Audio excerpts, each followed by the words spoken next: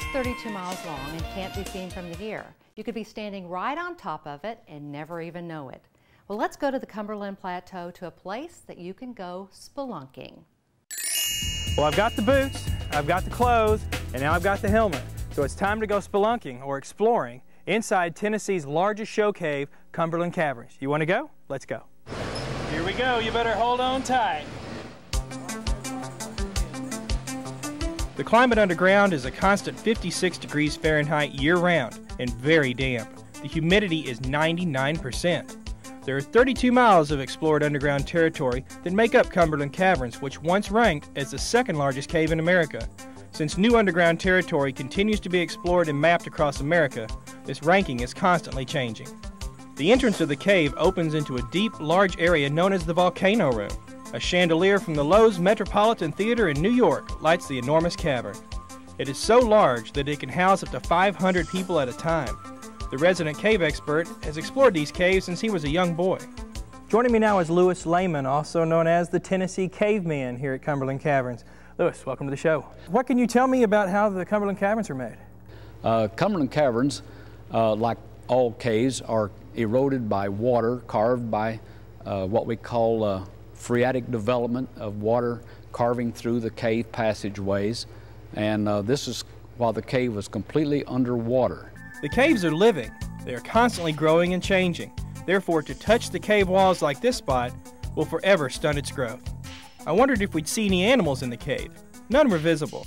Yet I was told that bats, rodents, and other wildlife did inhabit the cave at times. As we look at the various textures in the cave, the ceiling has pockets of water still dripping from its porous surface.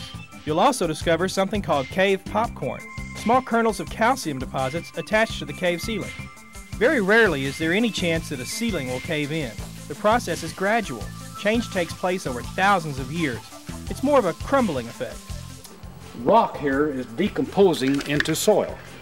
So the rock is basically just deteriorating, crumbling away. The rock formations in Cumberland Caverns have recognizable shapes, many of which have been named. There's Moby Dick, whose formation rises from fresh spring water. The chessmen rise to great heights. We have to climb at least 50 feet to this section of the cavern. Past the chessmen, we head toward the formation known as the King's Throne. So we have the pure white calcium formations being formed, and the water dripping down is forming the calcium carbonate in the white layers over the brown now. You'd be surprised to know the highest point in the caverns. We know that it's 159 feet straight up to the surface at this point here. We aren't the only ones to explore this cave. The original explorer of the cave dated back to 1810 when Aaron Higginbotham made his discovery quite by accident.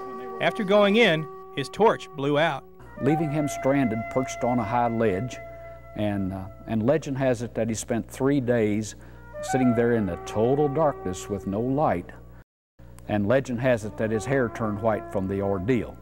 Other explorers also left their mark. And dirt here we have Sheila Waters' name on the ceiling, one of the original explorers of the cave in 1869. They probably were carrying a torch that may have been 2 or 3 feet in length and could have easily stood here and reached the ceiling. So they did this by burning? Yeah, with soot from an oil lamp or a candle flame, one or the other. Now if people ride on cavern walls, it's considered destructive.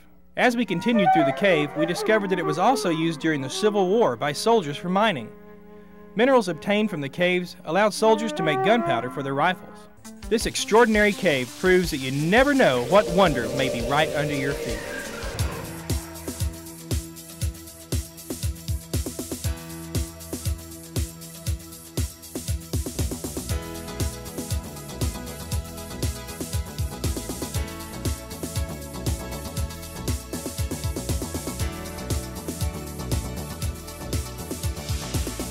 We find all kinds of treasures, and this next one may have your name on it. We have names of unclaimed treasures from all across America, and if your name's on the list, we hope to find you. Visit our website at americastreasures.tv to see if there's an unclaimed treasure waiting for you.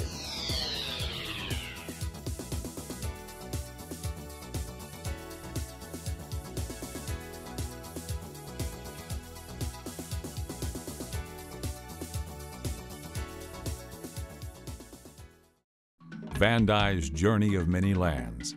is a fascinating story about a superhero and his journey through time and space. This superhero's courage, honor, and character lead him to confront evil and fight the ones who want to capture his secret. Buy this story for a family member, as a gift for a friend, or just for your own reading. You'll want to make sure to take this opportunity to purchase the first edition of this superhero story of Van Dyke, signed by the author with a superhero message. Order now by calling 1-800-883-8925 or visit our website at superherotv.biz or vandye.com. The book is $14.95 plus shipping and handling. That's 1-800-883-8925 or visit the website at superherotv.biz or vandye.com.